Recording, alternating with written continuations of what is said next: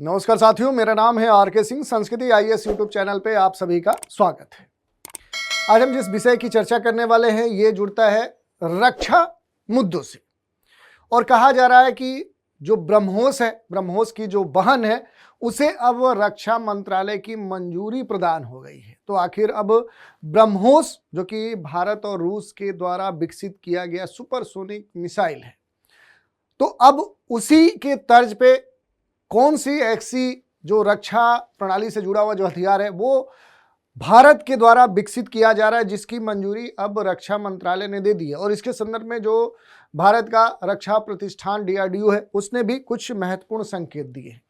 तो इसी न्यूज की चर्चा करने वाले हैं और इससे जुड़े हुए जो भी अहम बिंदु होंगे उन पर एक एक करके हम संक्षिप्त लेकिन सारगर्भित जानकारी लेंगे। चलिए देखते हैं।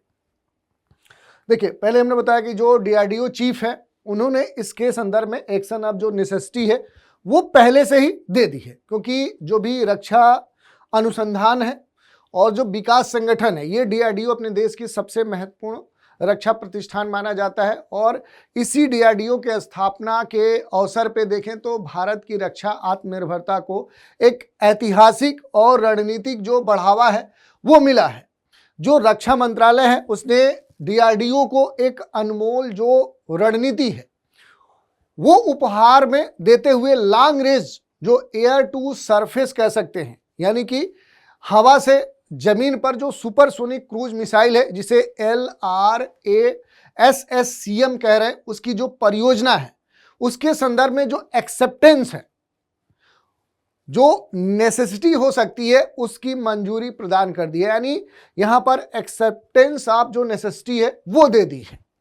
और इसी कारण से देखें तो ये बड़ा चर्चा में है। खासतौर पे देखेंगे कि ये जो एक्सेप्टेंस ऑफ जो नेसेसिटी है ये मिलना अहम इसलिए भी हो जाता है, और इसके बहुत सारे निहितार्थ भी देखे जा रहे हैं कि अब भारत अब लंबी दूरी की और इसके साथ ही तेज एयर टू जो सरफेस मिसाइल्स हैं उनकी जो क्षमता है वो उस रूप में अब मजबूत बढ़त ले चुका होगा। तो इस कारण से देखें तो ये जो न्यूज है ये आप सभी के लिए महत्वपूर्ण तौर पे सुर्खियां बना हुआ है। अगर हम यहाँ पर कहें कि एक्सेप्टेंस ऑफ जो नेसेसिटी है इसका मीनिंग क्या होता है, तो देखिए, किसी भी डिफेंस प्रोजेक्ट से जुड़े हुई जो भी परियोजनाएं होती है उनके लिए पहला और सबसे अहम जो औपचारिक जो अनुमोदन है वो क्या होता है, एक्सेप्टेंस ऑफ नेसेसिटी कहलाता है। इसका मीनिंग क्या है कि जो भी सशस्त्र बल हैं उन्होंने उस हथियार प्रणाली की रणनीतिक आवश्यकता को क्या किया है, स्वीकार किया है, उन्हें उनकी जरूरत महसूस हुई है। अब जो परियोजना होगी वो डिजाइन की जाएगी, उसका विकास होगा, परीक्षण के अगले चरण में वो क्या होगी, वो इंटर करेगी। भविष्य में बड़े पैमाने पर जो भी उत्पादन है, जो भी तैनाती है, उसका एक्शन ऑफ जो नेसेसिटी है, एक्सेप्टेंस ऑफ जो नेसेसिटी है, उससे उसका रास्ता खुल जाता है। बीते एक वर्ष में अगर हम बात करेंगे तो DRDO के द्वारा विकसित बहुत तरह के जो हथियार प्रणालियां हैं उनको क्या दिया गया है, एक्सेप्टेंस ऑफ नेसेसिटी दिया गया है। यानी कहने का मतलब क्या है कि किसी भी रक्षा परियोजना से जुड़े हुए वो कह सकते हैं कि पहला और एक औपचारिक एक समर्थन है जिसकी जरूरत महसूस की गई है हमारे सशस्त्र बलों के द्वारा। तो इस तरह के परियोजनाओं से जुड़े बहुत सारी परियोजनाओं को एक्सेप्टेंस ऑफ जो नेसेसिटी है वो दी गई है।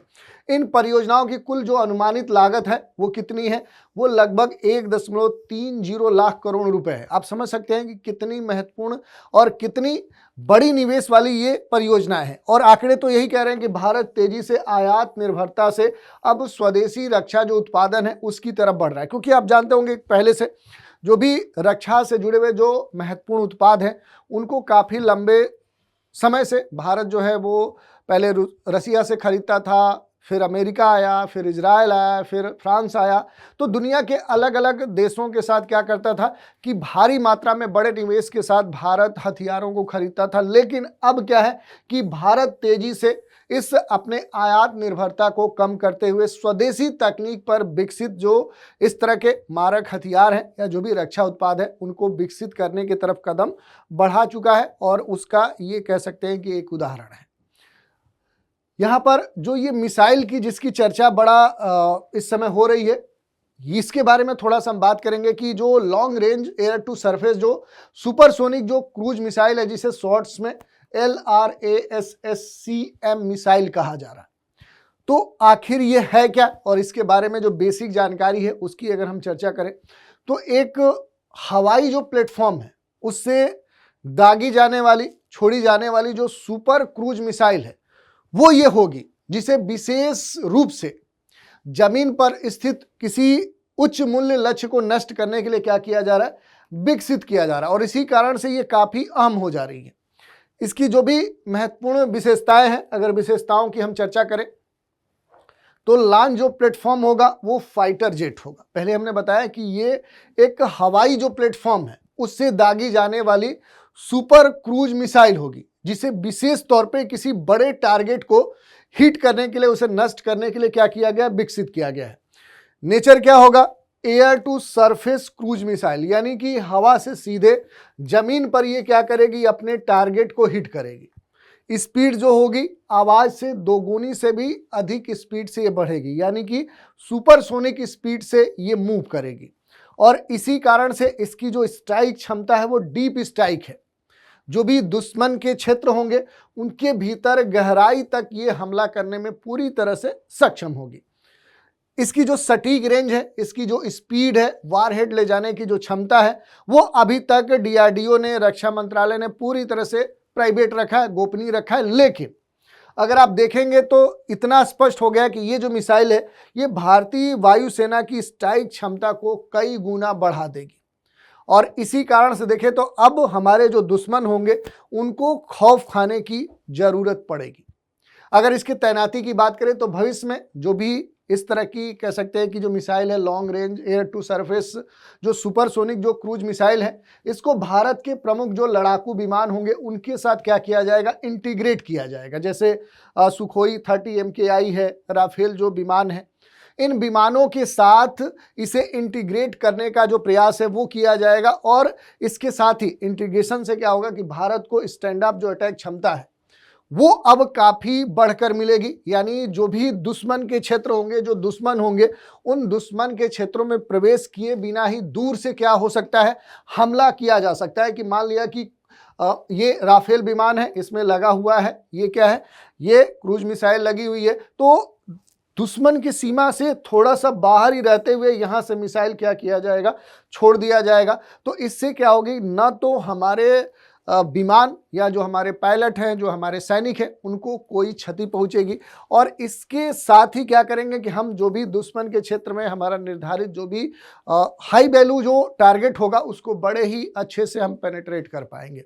तो ये बात यहाँ पर महत्वपूर्ण तौर पे देखी जा रही है। इसके अलावा अगर आप देखेंगे सब सोनिक से सुपरसोनिक की ओर जो बदलाव किया जा रहा है भारत की तरफ से, DRDO की तरफ से, तो DRDO के द्वारा विकसित अधिकांश जो air to surface cruise missile है ये सब सोनिक श्रेणी की है, अर्थात वे आवाज की गति से कम रफ्तार में क्या करती हैं, वो चलती हैं, उड़ती हैं।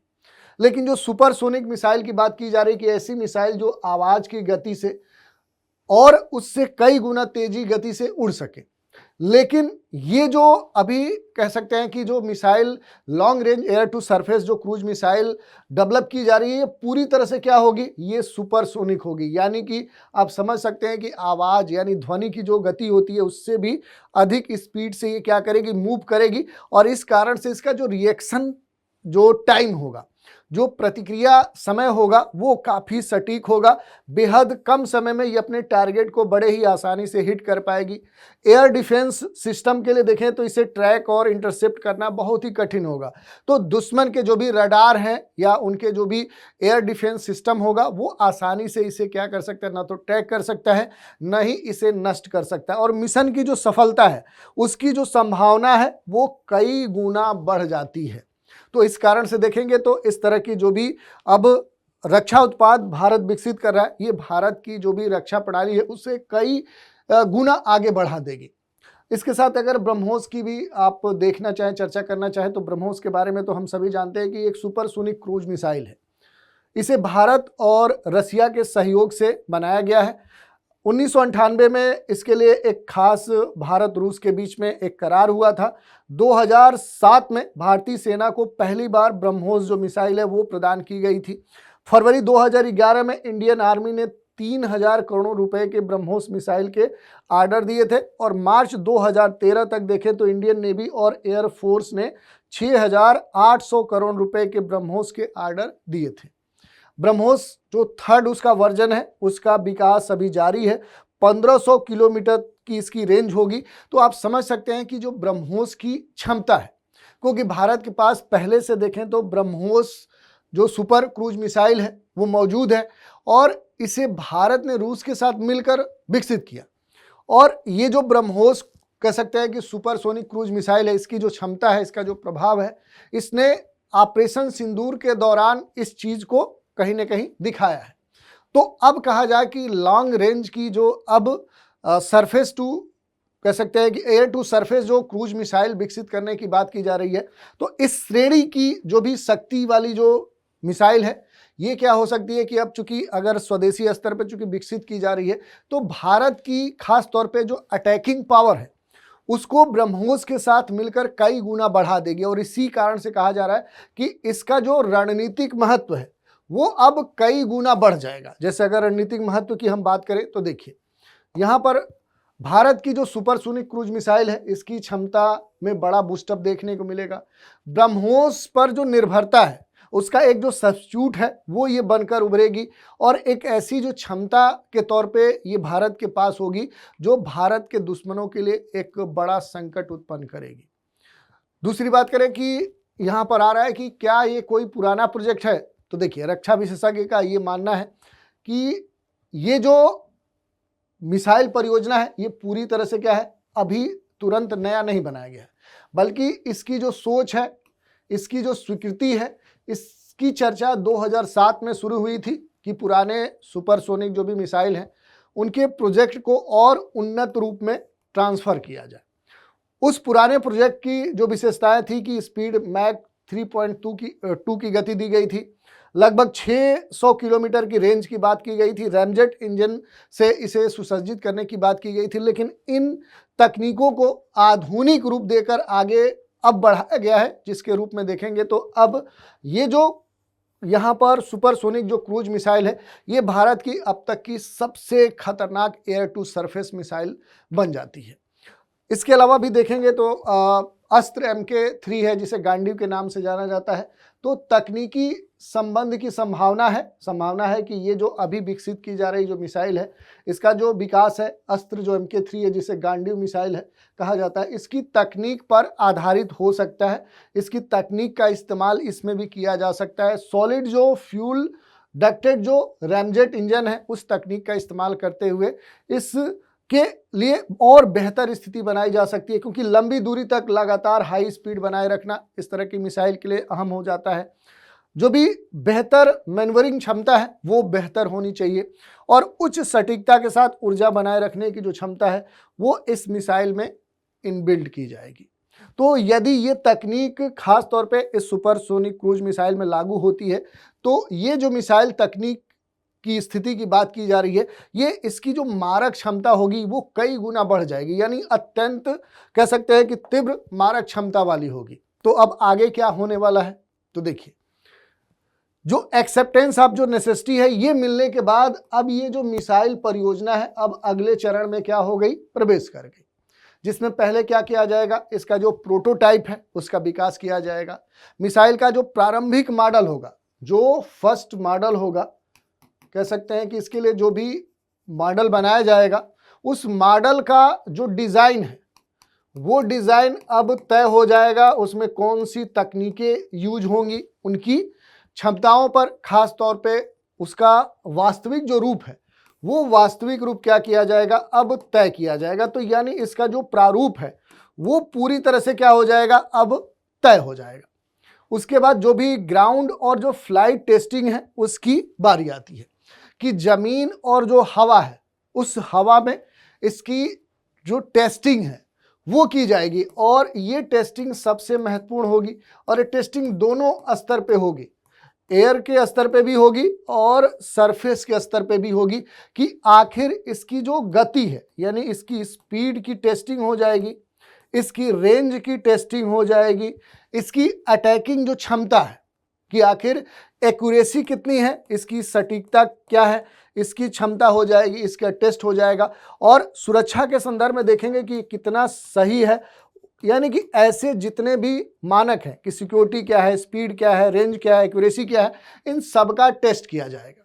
उसके बाद जो भी फाइटर जेट्स होंगे, यानी पहला स्टेप ये हो गया, दूसरा स्टेप हो गया कि ग्राउंड और फ्लाइट टेस्टिंग होगी, और तीसरे स्तर पे क्या होगा कि जो भी फाइटर जेट्स होंगे उनके साथ इसका इंटीग्रेशन किया जाएगा। तो जो भी फाइटर जेट्स होंगे उन जेट्स के साथ इसका क्या किया जाएगा, एक तरह से जो इंटीग्रेशन, जो ट्रायल है वो किया जाएगा। तो उसके बाद उसके साथ इसे जोड़ा जाएगा, तो इंटीग्रेशन होगा और इसके लिए पूरा ट्रायल किया जाएगा। और इस ट्रायल्स में आप देखेंगे जैसे MKI सुखोई की बात की जा रही है, राफेल की बात की जा रही है, तो ऐसे जो लड़ाकू फाइटर जो जेट्स हैं उनके साथ जोड़कर इसे लॉन्च किया जाएगा। लॉन्च करने के बाद इसका ट्रायल किया जाएगा कि क्या तकनीकी रूप से कोई दिक्कत है या जो नियंत्रण है वो सही है या ठीक नहीं है, तो उसके बारे में जानकारी ली जाएगी। इसके बाद जो चौथा स्टेज आएगा कि अगर सफल परीक्षण हो गया, पूरी तरह से जो टेस्टिंग है वो क्या हो गया, वो सही साबित हो गया, तो फिर इसे सीरियल प्रोडक्शन के स्तर पर रखा जाएगा कि सभी परीक्षण सफल होने के बाद बड़े पैमाने पर जो भी मिसाइल्स है, जो मिसाइलें हैं उनका जो उत्पादन होगा वो शुरू कर दिया जाएगा। तो जो सफल परीक्षण होगा उसके बाद इसका जो प्रोडक्शन है, जो निर्माण है वो चालू होगा और सीरियल स्तर पे होगा, यानी क्रमवार होगा। और सबसे लास्ट में यानी अंतिम जो स्टेज होगा कि इसकी जो तैनाती है वो अलग अलग स्तरों पे की जाएगी। तो लास्ट में क्या होगा कि इसकी तैनाती की जाएगी, भारत की जो भी वायुसेना है उसमें क्या कर दी जाएगी, तैनाती की जाएगी। तो सबसे लास्ट जो स्टेज होगा कि इसे तैनात किया जाएगा, और कहाँ पर, तो इंडियन एयर फोर्स के तहत तैनाती होगी। तो मिसाइल को भारतीय वायुसेना की जो डीप स्ट्राइक क्षमता है उसे बढ़ाने के लिए जो महत्वपूर्ण फाइटर प्लेट्स होंगे उनके स्तर पे औपचारिक रूप से इसे क्या कर लिया जाएगा, शामिल कर लिया जाएगा। तो इस तरह की इसकी जो आने वाले समय में जो भी महत्वपूर्ण बातें होंगी वो देखने को मिलेगा। ओवरऑल हम कह सकते हैं कि रणनीतिक जो मजबूती है वो भारत को यहाँ से प्राप्त होगी, क्योंकि ये जो परियोजना है भारत की रक्षा जो आत्मनिर्भरता है उसको तो मजबूत करेगी ही, बल्कि भारत की जो वायुसेना है उसकी लंबी दूरी की तेज और सटीक हमले की जो क्षमता है, डीप जो स्ट्राइक क्षमता है उसको कई गुना बढ़ाएगी। और इससे भारत की जो एक ताकत के रूप में उभरने की बात कही जा रही है कि वैश्विक जो एक पावर है उसका जो दर्जा है वो ये भारत को दिलवाएगी। तो ये जो मिसाइल है भविष्य में भारतीय वायुसेना के लिए तो सबसे महत्वपूर्ण एक डीप स्ट्राइक ताकत के रूप में उभर कर सामने आएगी, बल्कि भारत को दुनिया की अग्रणी जो मिसाइल शक्तियां हैं, जो मिसाइल के रूप में एक टाइकून है, उनकी श्रेणी में लाकर खड़ी करेगी। और ये भारत के लिए एक बड़ा कह सकते हैं कि ओकेजन हो सकता है।